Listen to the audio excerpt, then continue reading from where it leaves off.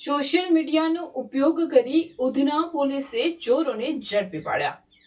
ચોરી કરવા આવેલા અભણ ચોરોએ પોતાના જ પગ પર મારી કુલ્હાડી. સુરતની એક કંપનીમાંથી ભંગારિયાઓએ ચોરી કરી સોશિયલ મીડિયામાં પોસ્ટ મૂકી. ચોરોએ સોશિયલ મીડિયામાં પોસ્ટ મૂકતા પોલીસે ચોરીનો ભેદ ઉકેલ 3 આરોપીઓની ધરપકડ કરી. ઉધના વિસ્તારમાં ઈસ્ટર્ન એન્જિનિયરિંગ કંપનીમાં થયેલ ચોરીનો ભેદ ઉકેલાયો. કંપનીમાં કોપર વાયરની ચોરી કરવા આવેલા ચોરો રોકડ રકમ જોઈ ભાન ભૂલ્યા.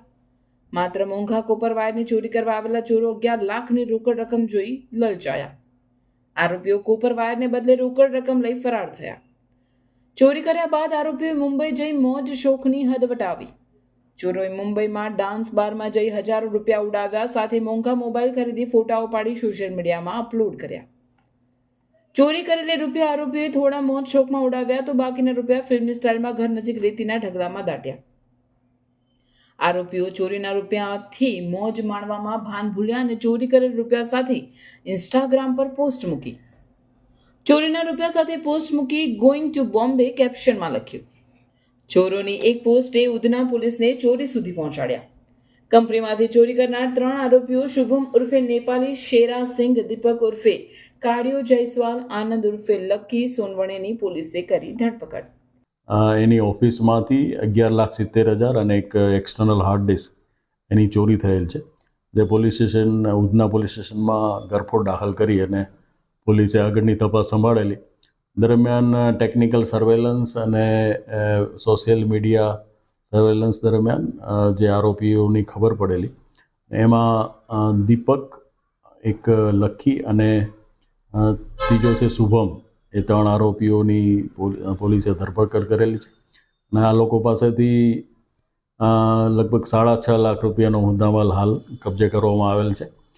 બાકીના પૈસા એ લોકોએ વાપરેલા છે. તે સંદર્ભે પોલીસે હાલ તેઓની રિમાન્ડની તજવીજ હાથ ધરેલ છે. આ જે 3 આરોપી છે એ પૈકી આનંદ ઉર્ફે લક્કી, એને સોશિયલ મીડિયા ઉપર જે નોટોના બંડલ ચોરેલા એના ફોટોગ્રાફ્સ અને ગોઈંગ ટુ મુંબઈ એ રીતની એક પોસ્ટ મૂકેલી, જેના ઉપરથી પોલીસને ખ્યાલ આવેલો કે આ આરોપીઓ જ છે. અને જે આ દીપક છે એનો ગુનાહિત ઇતિહાસ પણ છે. એ અગાઉ ગરફોડ ચોરીમાં ઉધના પોલીસ સ્ટેશનમાં પકડાયેલો છે, જે સંદર્ભે એનું MCR કાર્ડ ખોલેલું છે. એમાં ઉપરથી પોલીસને ખ્યાલ આવેલો કે આ દીપકનું કામ હોઈ શકે. એ બાદ એની સઘન તપાસ કરતાં આ જે 3 આરોપીઓ છે એ પકડાઈ જવા પામેલ છે. જે પૈકી શુભમ અને આનંદ લક્કી એ બોમ્બેથી પકડાયેલા છે અને દીપક છે એ પોતાના ઘરેથી પકડાયેલો છે.